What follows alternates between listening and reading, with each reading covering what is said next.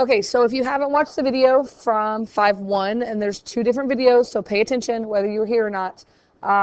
This is the last one I left, and so the last thing I talked about in the video was talking about max and mins and finding the value. And so you should be able to tell which way this graph opens by just looking at x squared. And so since this is positive, this means that this graph is going to open up, and if it opens up, it should have a max or a min. Well, it has the lowest point, so it should have a minimum.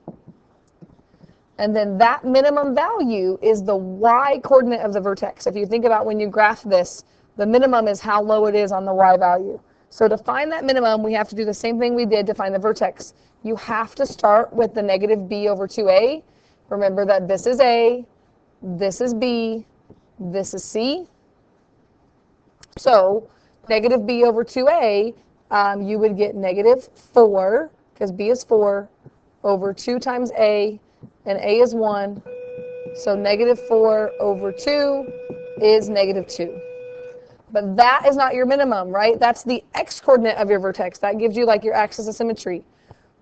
We need the y-coordinate, so you're always going to plug that in. And again, you can do this on your calculator, but be careful using your calculator. Negative 2 squared is 4, positive 4. 4 times negative 2 is negative 8, minus 1, which is going to give me negative 5.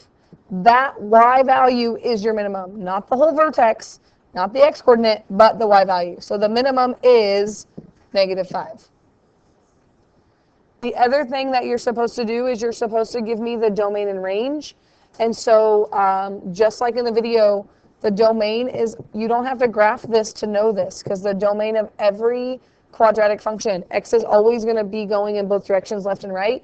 So it's always all real numbers. And the other fantastic thing about finding the minimum or the maximum is that you don't have to graph it to know the lowest y value. The lowest y value is going to be right there, which we know is negative 5.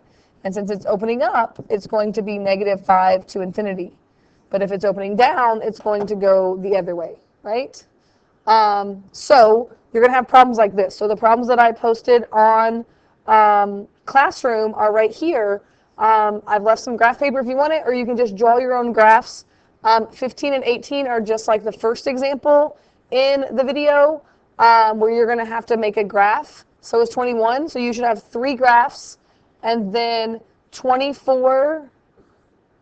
Oh, where's 27? Okay, I'll fix this to put 27 on here. Yeah, I don't know where 27 is. Oh, I bet it's over here. 27. And then 60. So this will be fixed by the time I put it on Classroom. Work on this. Still work. You should have stuff to go with this. At least try these.